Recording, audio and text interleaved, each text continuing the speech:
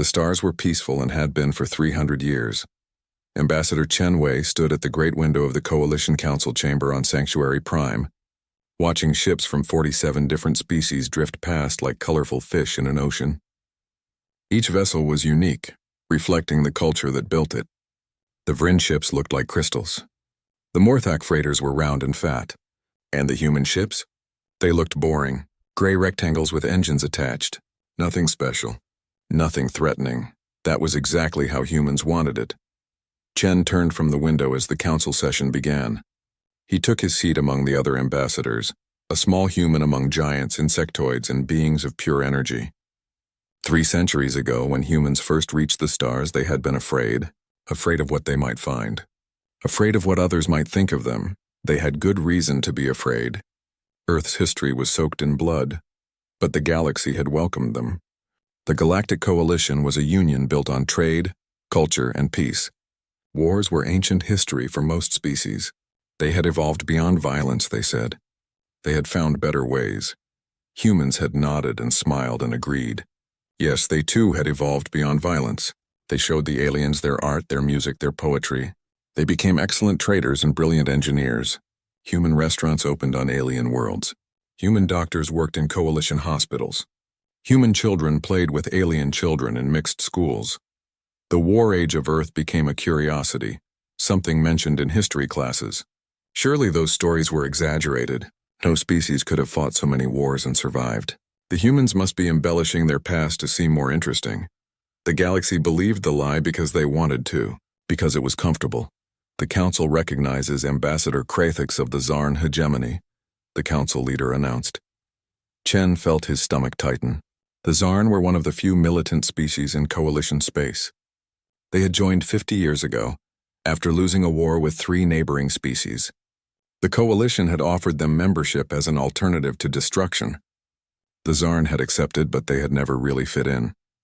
Warlord Krathix stood, his forearms spreading wide. He was 9 feet tall, covered in armored scales, with teeth designed for tearing meat. His species had evolved as apex predators, and they had never forgotten it.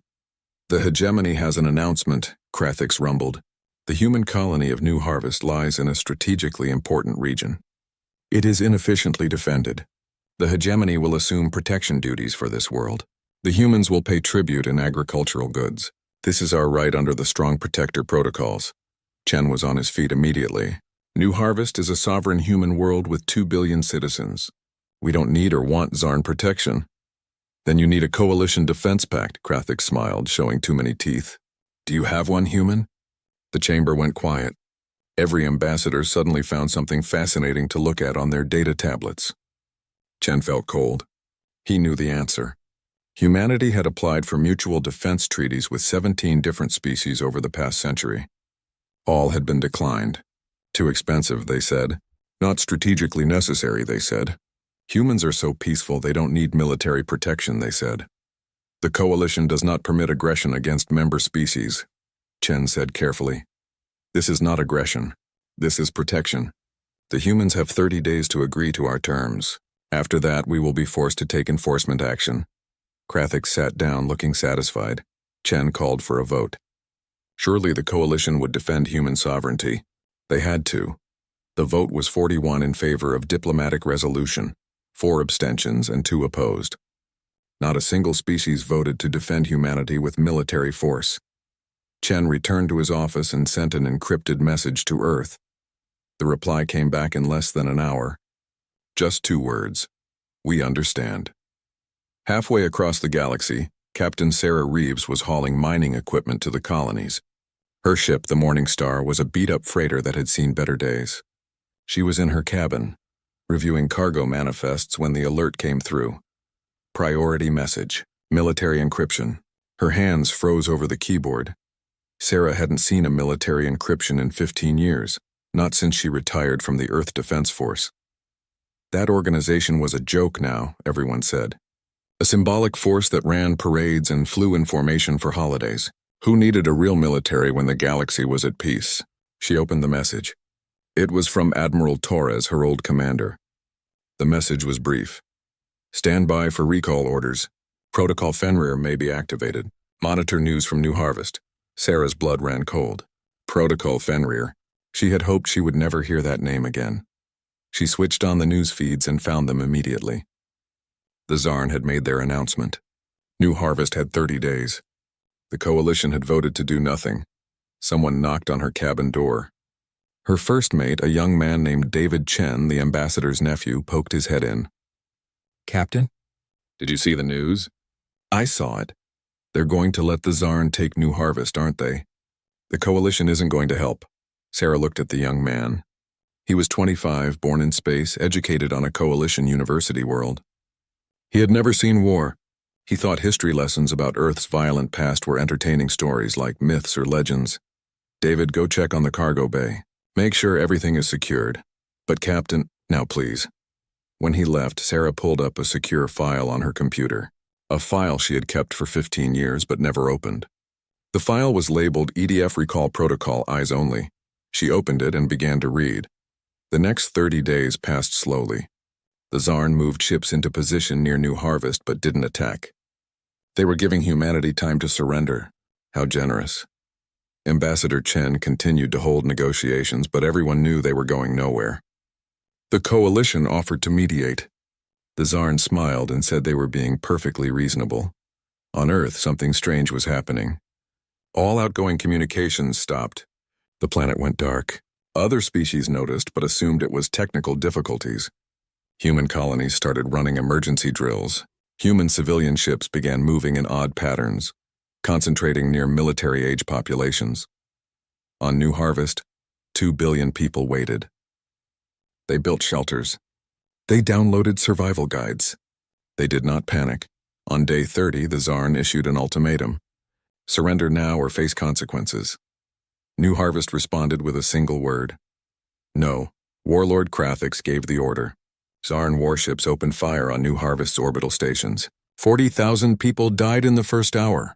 The stations had been home to families, schools, gardens. Now they were debris. The galaxy watched in horror, and then they watched something else. Every human on every world stopped what they were doing. They looked up at the sky with the same expression. Not fear. Not panic rage. Captain Sarah Reeves received her official recall orders 30 seconds after the attack began. She looked at the message, then at her crew. David, plot a course for Earth, maximum speed. Captain, what's happening? Sarah smiled, but it wasn't a kind smile. It was the smile of someone remembering an old skill they had hoped to forget. Someone just made the biggest mistake in galactic history, she said. They kicked the temple door. Now they're going to meet the war gods. In his office on Sanctuary Prime, Ambassador Chen composed a formal message to the Coalition Council. It invoked Article 7 of the Human Charter, the right to self-defense. Then he sent a second message to Earth. Just 3 words this time. Release the fleets. The galaxy was about to learn why humanity had really been so peaceful for 300 years. They had been waiting for someone to give them a reason not to be. The news spread across human space like wildfire. New Harvest burned. 40,000 dead. The orbital stations were gone. Turned to wreckage and corpses floating in the dark. The Zarn expected surrender. They expected begging. They expected the humans to cry for coalition protection that would never come. They did not expect silence. For 6 hours after the attack, not a single human government responded. No statements. No pleas for help. No angry speeches. Even Ambassador Chen Wei stopped answering messages. The coalition tried to contact Earth, tried to reach any human authority. Nothing. Earth was dark, silent as a tomb.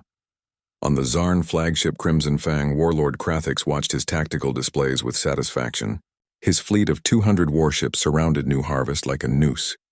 The humans on the planet below were trapped. They would surrender within days, maybe hours. Warlord were detecting unusual activity on other human worlds, his sensor officer reported. What kind of activity? Ship movements. Large scale. Civilian vessels are grouping together at specific coordinates. It's very organized, Krathix laughed. They're evacuating. Running away. Typical prey behavior. Let them run. We'll claim their worlds when they're empty.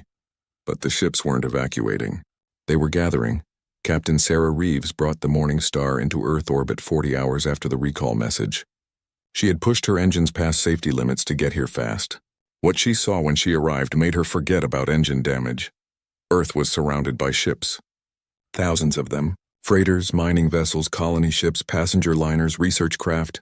Every human ship that could reach Earth had come home. They floated in organized formations, waiting, and among them, rising from the dark side of the planet, were ships that shouldn't exist. Sarah stared at her view screen. Those were warships, real warships. Massive, deadly, and absolutely beautiful. They were painted in dark gray with red stripes, bristling with weapons she recognized from old technical manuals. Manuals from before the Great Peace. "Captain, we're receiving docking instructions," David said quietly. His face was pale.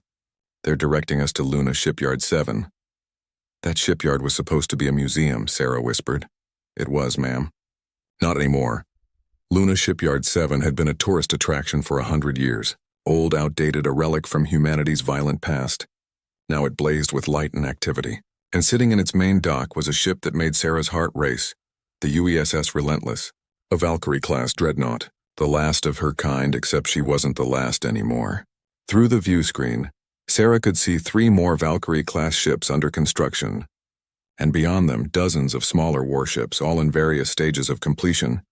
They were building them, David breathed. All these years they were building warships and calling them something else. A message came through. Admiral Torres himself. "Captain Reeves, report to Docking Bay 3. Your new command awaits." Sarah's hands shook as she piloted the Morning Star in. Her new command. After 15 years flying a cargo freighter, they wanted her back in a warship. The Relentless was even more impressive up close. She was 3 kilometers long, armored like a fortress, carrying enough firepower to sterilize a continent.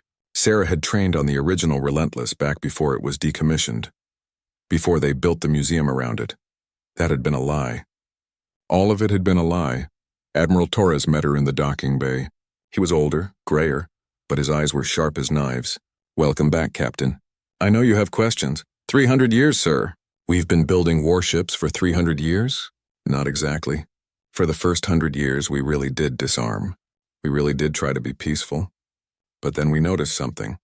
The coalition species didn't trust each other enough to defend each other. Every vote for military action failed.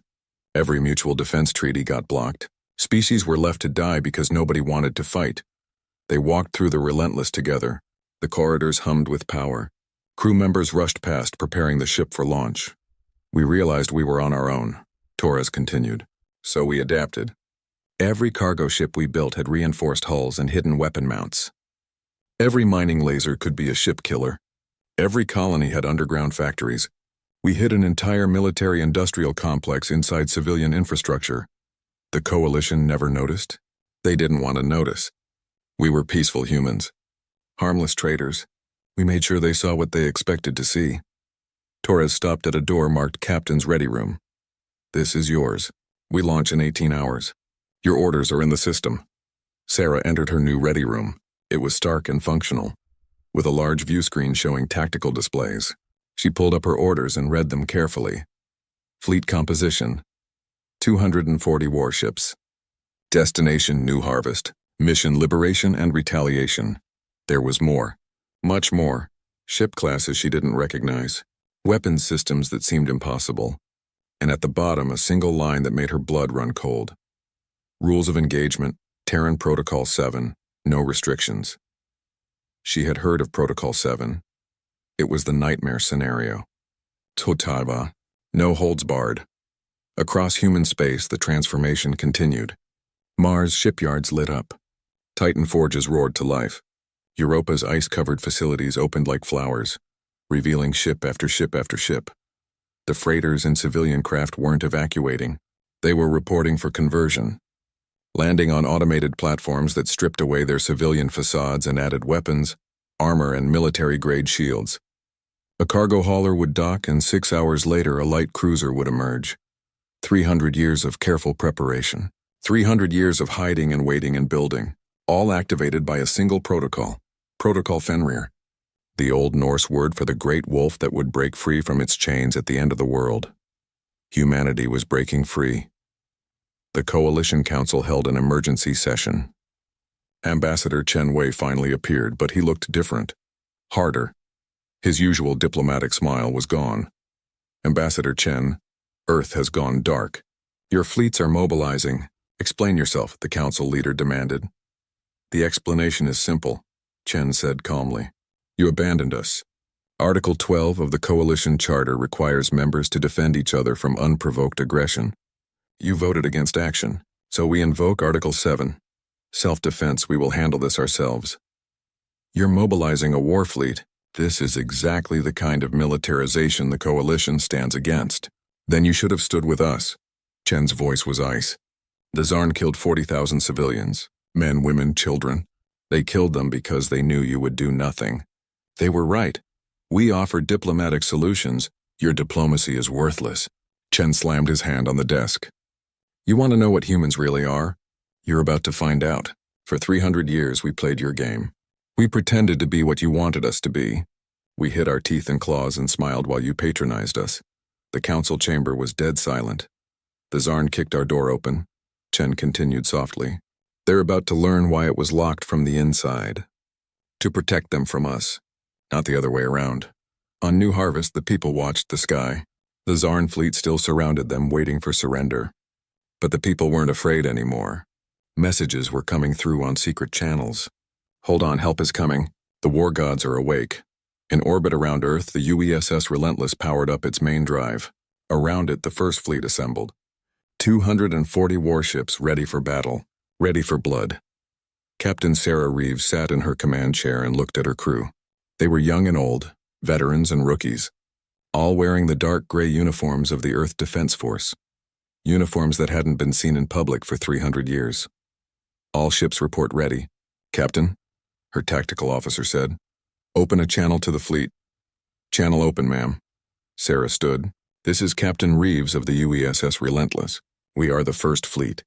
We are humanity's answer to 300 years of being treated as weak, as harmless, as prey.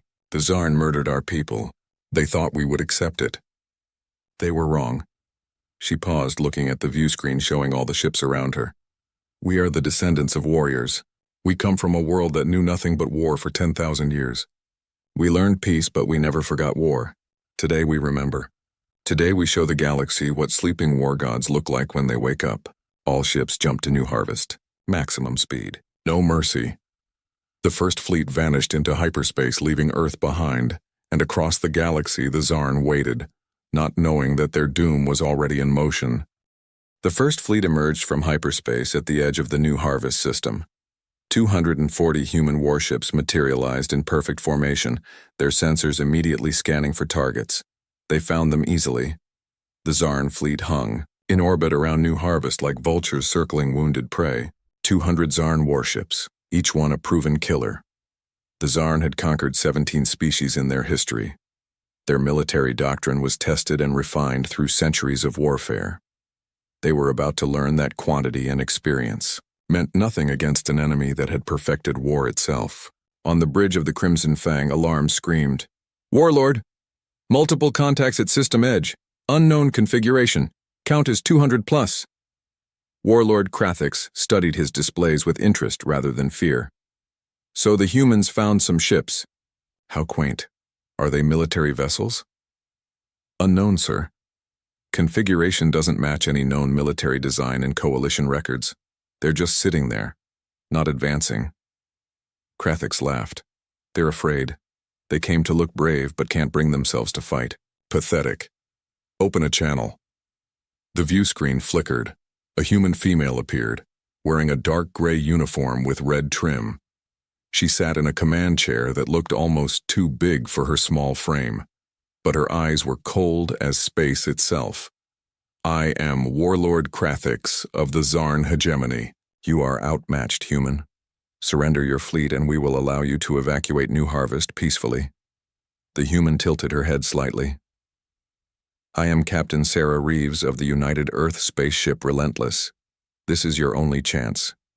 Withdraw from New Harvest immediately. Leave this system and never return.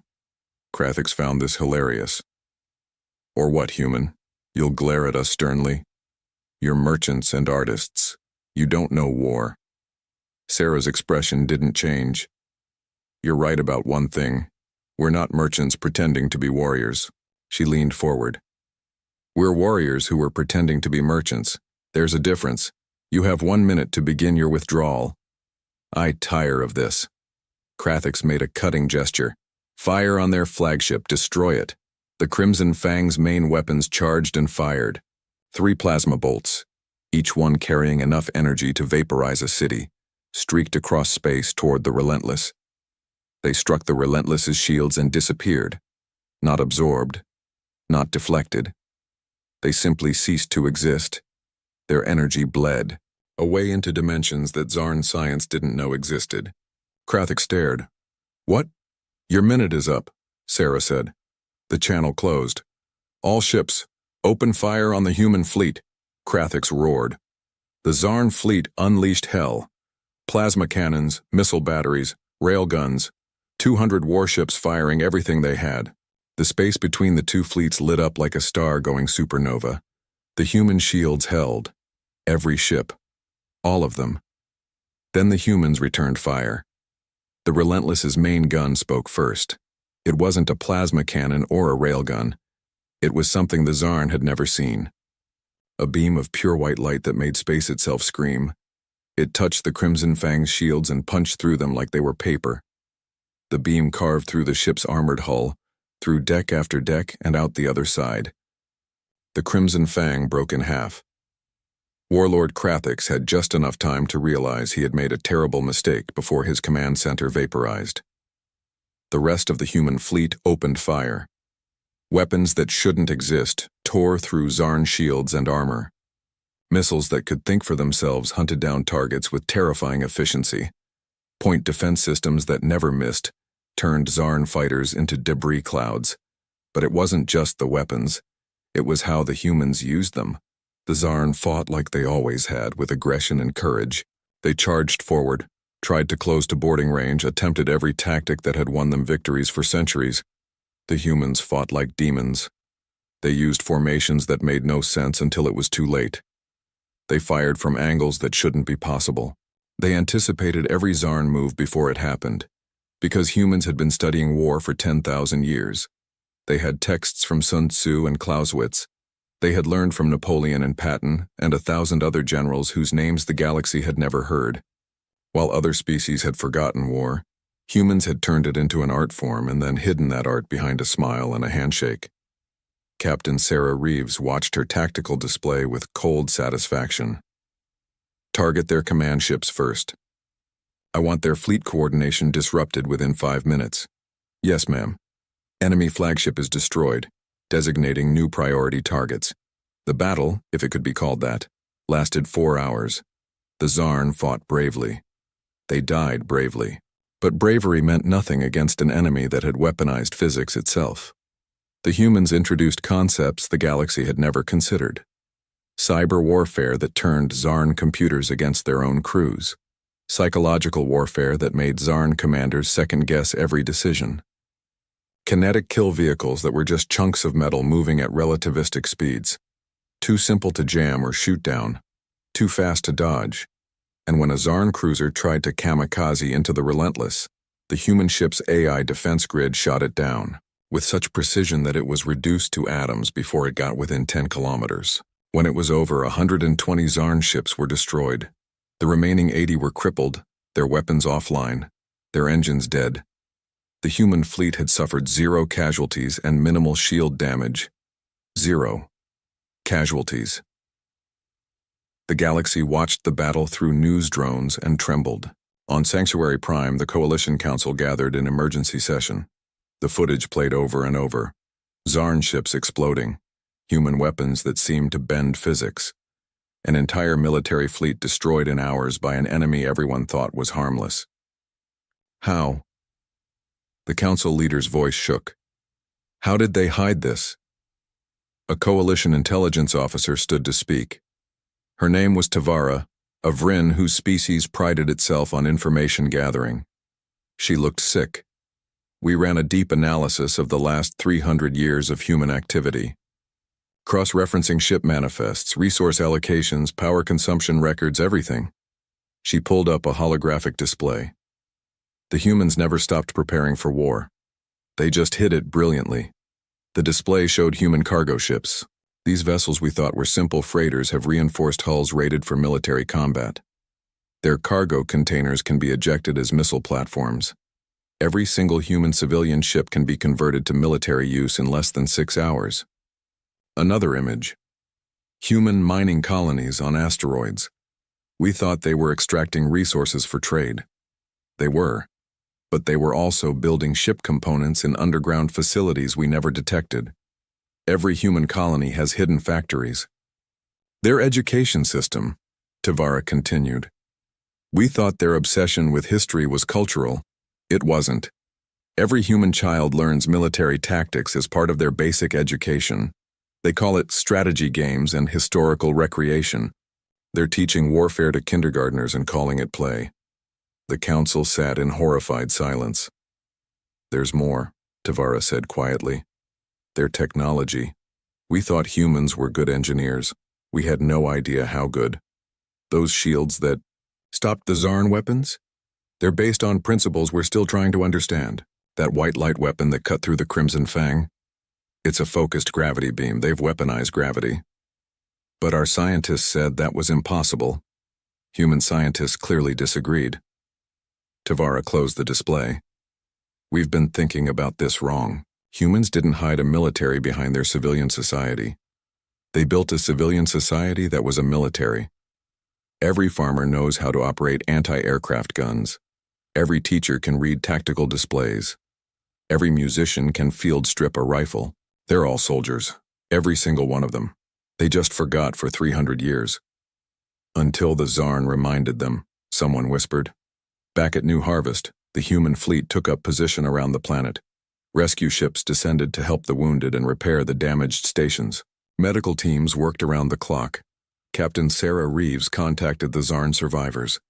The acting Zarn commander was a young officer who had never expected to take command. This is Captain Reeves. Your fleet is destroyed. Your warlord is dead. He will power down all remaining systems and await our boarding parties. Any resistance will be met with immediate destruction. Do you understand? Yes. The Zarn officer's voice was hollow. I understand. But I must ask, why? Why hide such power? Why pretend to be weak? Sarah was quiet for a moment. Because we remember what we were. Before we reached the stars, we spent 10,000 years killing each other. We were very, very good at it. When we finally made peace, we swore never to go back to that. We hid our weapons not to fool you, but to restrain ourselves. And now? You kicked the door open. You killed our people and expected us to accept it because we seemed harmless. You thought peace made us weak. Sarah's voice hardened. Peace didn't make us weak. It made us choose to be gentle. There's a difference between cannot hurt you and will not hurt you. You forced us to show you which one we were. The Zarn officer shut off his weapons and surrendered. On the Relentless, Sarah stood and addressed her crew. Well done, everyone. But this is just the beginning. We've won one battle. The Zarn hegemony still exists. They still have armies and fleets, and now they know we're not what they thought. What are our orders, Captain? Her tactical officer asked. Sarah pulled up a star chart showing Zarn territory. Dozens of worlds. Hundreds of military installations. The entire Zarn war machine. The war lasted 60 days. For the Zarn hegemony, it felt like an eternity.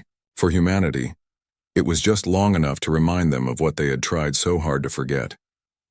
The first fleet struck the Zarn colony of Kreshtar on day 3.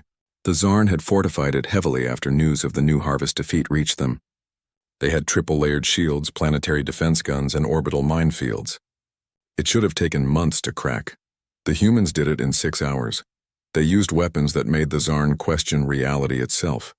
Missiles that appeared inside shield perimeters, having somehow teleported through solid barriers. Drones that replicated themselves using matter from destroyed Zarn ships, turning the enemy's own vessels into weapons against them. And worst of all, cyber attacks that were so sophisticated they seemed almost alive. The Zarn tried to shut down their computer systems to prevent hacking.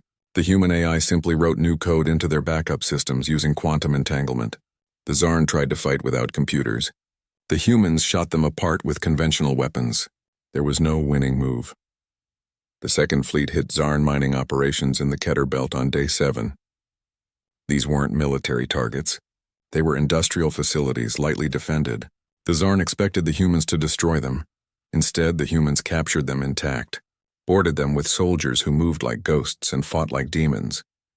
The Tsarn defenders were given a simple choice: surrender or die. Most chose surrender. Why are you capturing our facilities? A Tsarn mine supervisor asked his human captor. Why not just destroy them? The human soldier, a woman named Martinez, checked her rifle's charge. Because after this war is over, your people will need jobs. They'll need a way to feed themselves. We're not here to commit genocide. We're here to break your military so they never threaten anyone again. The supervisor stared. You're conquering us to help us? No, we're conquering you to teach you. There's a difference. The Third Fleet pushed deep into Tsarn territory on day 12. They encountered the Tsarn's Second Armada, 200 fresh warships that had been held in reserve. The Tsarn commanders were confident. These ships had newer weapons, better shields. They had studied the human tactics from New Harvest. It didn't matter. The humans had already moved on to new tactics. They used relativistic kill vehicles now. Chunks of metal accelerated to 90% light speed. The Tsarn couldn't detect them until it was too late. Couldn't shoot them down. Couldn't dodge them. Physics became a weapon, and physics always won. The Tsarn's Second Armada lasted 3 hours. By day 20, the Tsarn had lost half their military fleet. By day 30, they had lost 3/4. By day 40, they were desperately pulling back to defend Tsarn Prime, their homeworld. Captain Sarah Reeves stood on the bridge of the Relentless and studied the tactical display. Tsarn Prime hung before her like a poisoned fruit. The entire remaining Tsarn military was there. Every ship, every gun, every soldier. They were going to make their last stand. Intel reports? She asked. Her intelligence officer pulled up data. Tsarn Prime has population of 14 billion. Military forces concentrated in 3 orbital fortress complexes. Planetary shields at maximum. Ground-based weapons across every continent. They're ready to fight to the last. Casualties if we force a landing? Millions. Theirs and ours. Maybe tens of millions. Sarah was quiet. Around her, the combined human fleets gathered. 400 warships now, more arriving every day. They had the strength to crush Tsarn Prime, to burn it from orbit, to make it a monument to the price of threatening humanity. But that wasn't why they came. Contact Ambassador Chen, Sarah said. Tell him we need him here for the next phase. Chen arrived 3 days later, his diplomatic shuttle escorted by human fighters. He met Sarah in her ready room. He looked tired. The past weeks had aged him. The coalition is terrified, he said without preamble. They're holding emergency sessions every day, debating whether humanity has become the new threat. What do you think? Sarah asked. I think we became what we had to become. But I also think we need to be careful about what comes next. Chen pulled up images on the display. These are the latest intel reports from Tsarn Prime. They're not surrendering because they're afraid we'll exterminate them. They think dying in battle is better than whatever we'll do to them after. We've gone out of our way to show mercy to prisoners. They don't believe it. To them, we're demons, monsters. They've seen what our weapons can do. They think we're going to do to them what they've done to other species. Conquest, slavery, genocide. Sarah rubbed her temples. So what do? We give them a choice. A real one. But first, we have to make them understand they've truly lost. That continued fighting is pointless. You want me to demonstrate overwhelming force. I want you to demonstrate impossible force. Something so terrifying they'll understand that resistance is futile. Then we offer them a way out that doesn't involve their extinction. Sarah thought about it. Then she smiled, and it wasn't a nice smile. I have an idea, but it's going to give the coalition nightmares. At this point, what's one more nightmare? 3 days later, the Tsarn detected something massive entering their system. It wasn't a ship. It was too big. At first, they thought it was an asteroid, but asteroids didn't move under their own power or emit energy signatures. Then they got a clear scan and their blood turned to ice. It was a weapons platform. A single structure, 30 kilometers long, bristling with enough firepower to sterilize a solar system. And it was pointing at their sun. On Tsarn Prime, alarm screamed in every military installation. Scientists ran calculations and came back with numbers that couldn't be real. The energy readings from that platform were impossible.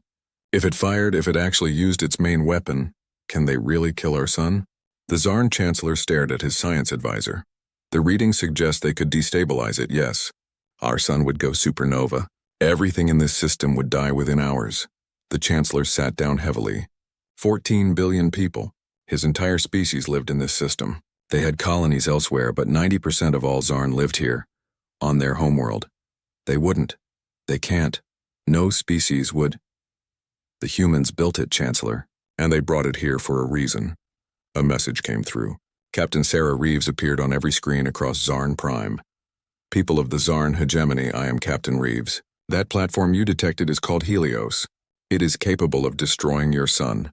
Before you ask, yes, we would use it. Not because we want to, but because you need to understand that this war is over. You lost. She paused, letting that sink in. Your military fought bravely, but bravery cannot defeat physics. Courage cannot stop mathematics. You attacked us believing we were weak. You were wrong. We are not weak. We are restrained. There is a difference. Another pause. I am offering you a choice. Surrender now, completely, unconditionally, dismantle your military, accept coalition oversight, or we will destroy your sun and you will all die. The transmission ended. On Zarn Prime, panic spread, then rage, then slowly understanding. They had poked a sleeping monster.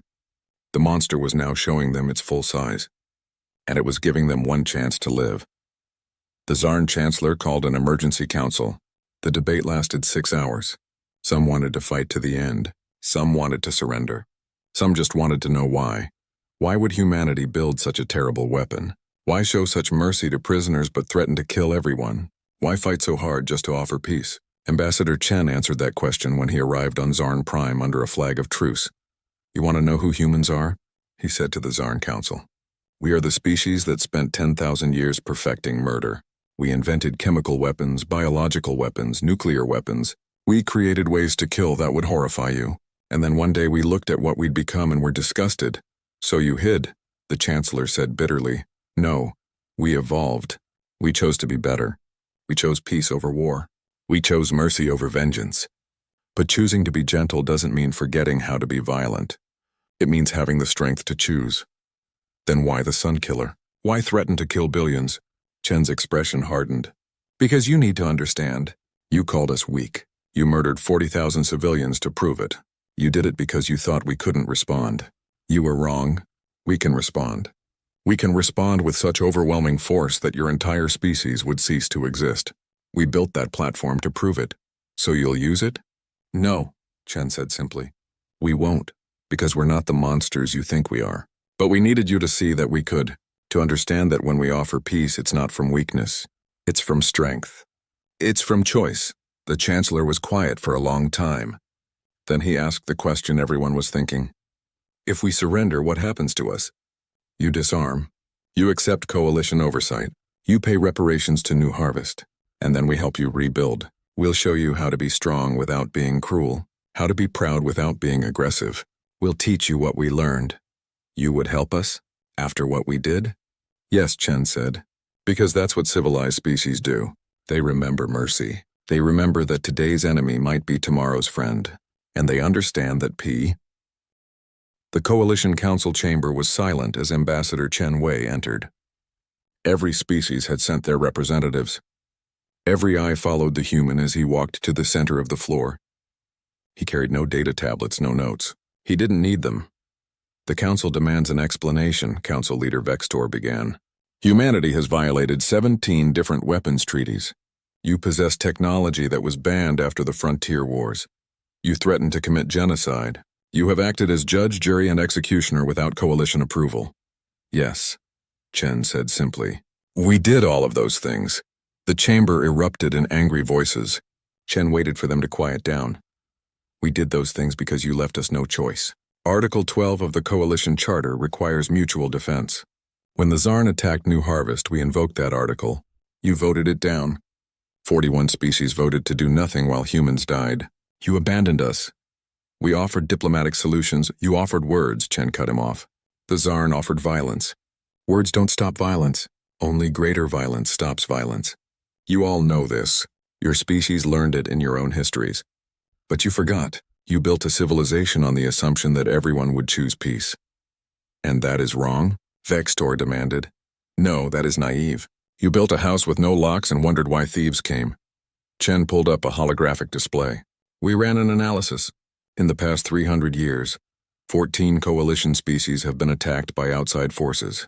Every single time, the coalition voted for diplomatic solutions. Every single time those solutions failed, 8 of those species no longer exist. The chamber went quiet. You didn't defend them, Chen continued. You held meetings while they died. You passed resolutions while their worlds burned. And then you held memorial services and pretended you'd done everything you could. You built a peace based on hope. Hope that everyone would be reasonable. Hope that no one would choose violence. What would you have us do? Maintain war fleets? Become militaristic like the species we despise? No, Chen said quietly. You should have been honest. You should have admitted that peace requires strength to defend it. Instead, you created a society where being strong was seen as barbaric, where preparing for war was treated as warmongering. You made weakness into a virtue. He looked around the chamber. Humanity learned differently. We learned that peace is not the absence of the ability to make war. Peace is the choice not to make war when you can. You can't choose peace if you're not capable of choosing war. And now you want to lecture us on morality? A Vrin ambassador stood. You threatened to kill 14 billion people. You built weapons that violate everything civilization stands for. Yes, we did. Chen's voice hardened. We built those weapons and then didn't use them. We had the power to commit genocide and chose not to. The Zarn surrendered because they understood we could destroy them, but would show mercy instead. That is strength. That is civilization. Not your pretend peace where everyone is safe only because no one threatens them. You could have destroyed us all, someone whispered. We still could, Chen said bluntly. The Helios platform is one of 7. We have weapons you haven't seen yet. Weapons we pray we never have to use. We've spent 300 years building them while you've spent 300 years forgetting that evil exists. Vextor stood slowly. So what do you want, Ambassador? What is humanity's demand? Chen was quiet for a moment. Then he pulled up a new document. Humanity formally withdraws from the coalition. Effective immediately. We will no longer be subject to your rules, your treaties, or your naive belief that talking is the same as acting. The chamber erupted again. Species shouted over each other. Some demanded humanity be sanctioned. Some looked relieved. Some looked terrified. However, Chen's voice cut through the noise. We propose a new arrangement. Humanity will become a protectorate force for coalition space. Independent, autonomous. Not bound by your voting procedures or your endless debates. What does that mean? Vextor asked carefully. It means when a coalition species is attacked, humanity will respond. Not after 3 weeks of debate. Not after committees study the issue. Immediately. We will defend coalition species from aggression, piracy, and violence. And in return, nothing. This is not a transaction. This is a responsibility. We have the strength to defend others, so we will. But we will do it on our terms. A small ambassador from a species called the Miri stood up. They were a peaceful, rabbit-like species who had nearly been wiped out by pirates 15 years ago. The coalition had eventually stopped the pirates, but not before millions of Miri died. Why? The Miri ambassador asked. Why would you protect us for nothing? What do you gain? Chen smiled sadly. Do you know what humans call the period before we reach the stars? The War Age. 10,000 years of killing each other. Every human alive today carries the genetic memory of that horror. We know what unchecked violence looks like. We know what it's like to be helpless while others suffer. We don't want anyone else to experience that. But you could rule us, someone said. With your weapons, you could conquer the entire coalition. We could, Chen agreed. And that's exactly why we won't. Power without restraint is tyranny. We've been tyrants before. We didn't like what it made us. So we'll be guardians instead. We'll be the ones who stand between civilization and chaos. Not because we have to. Because we choose to. The vote took 3 days. In the end, 32 species agreed to humanity's protectorate arrangement. 15 rejected it, preferring to remain independent. 5 species asked to join Earth's new alliance directly, wanting closer ties with humanity. The coalition itself survived, but changed. Humanity's departure in the Zarn War had shattered the illusion of peace through wishful thinking. Species started rebuilding their own defenses, not massive war fleets, but enough to defend themselves. The Coalition Council created a new rapid response protocol, so votes could happen faster when threats emerged. They learned, slowly, painfully. but they learned. Captain Sarah Reeves stood in the main hangar of the newly christened Terran Defense Station, a massive orbital facility that would serve as headquarters for humanity's Guardian fleet. Ships came and went constantly, patrols being organized, training exercises, diplomatic escorts for species that requested protection. Captain Reeves, a young officer, approached. "I have a question, ma'am." "Go ahead. Are we really going to do this forever? Be the galaxy's police force? We have our own worlds to protect, our own people to think about." Sarah looked out at the stars. "Humanity spent 10,000 years learning how to kill. We got very good at it. Then we spent 300 years trying to forget," the Zarn reminded us. "But here's the thing, we can't forget again.